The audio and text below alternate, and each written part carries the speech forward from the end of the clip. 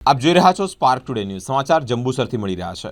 દહેગામની સરકારી ગૌચર જમીન પર દબાણો દૂર કરવા મામલતદાર કચેરી ખાતે આવેદનપત્ર આપતા જાગૃત નાગરિકો જંબુસર તાલુકાના ગૌચર જ્યાં પશુઓને ચરવા માટેની જમીનો છે ત્યાં વખત દબાણના કિસ્સા કે પછી ગૌચર જમીનોમાં જંગલ કટિંગના કિસ્સાની ચર્ચાઓ પણ જોવા મળતી હોય છે।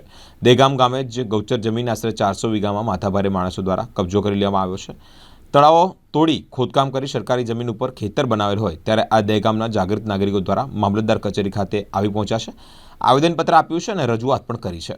સાથે જ તાત્કાલિક દૂર કરવા તે લોકોએ માંગ પણ કરી છે। મારું નામ મલેક હુસૈન અલી કરીમ, હું એક દહેગામનો જાગૃત નાગરિક તરીકે કામ કરું છું। અમારા ગામમાં કમસે કમ ગૌચરની જમીન 300 થી 400 વીઘા જમીન આવેલી છે। તેના ઉપર માથે ભારે લોકોએ ઈસમોએ એના ઉપર કબજો કરેલો છે અને તળાવ તોડી અને લોકોએ ખેતર બનાવેલા છે। ત્યાર પછી અમારા ગામના મેં અગાઉ વારંવાર અધિકારીઓને એની વિરોધમાં અરજી પણ આપેલી છે, મૌખિક તથા લેખિત પર અરજી આપેલી છે।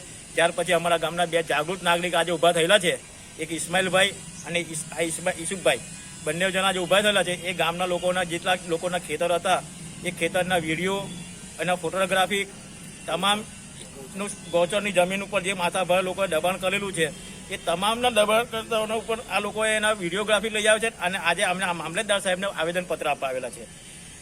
અને આ જારી ચમડીના સાહેબોને અગાઉ પણ મેં અરજી આપેલી છે અને મારા પાસે લગભગ 8 થી 10 અરજીઓ છે। આ ઝાલા ચામડીના જંબુસર તાલુકાના ઝાલા ચામડીના અધિકારીનો કોઈ પેટનું પાણી હલતું નથી।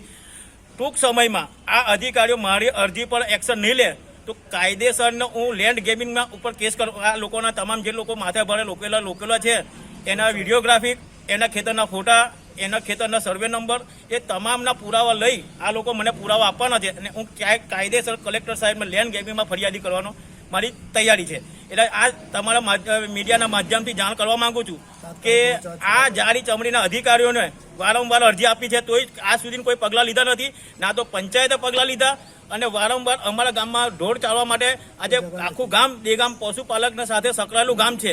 આજે ઢોરોને ચરવા માટે એક પણ ખેતર બાકી રાખેલું નથી।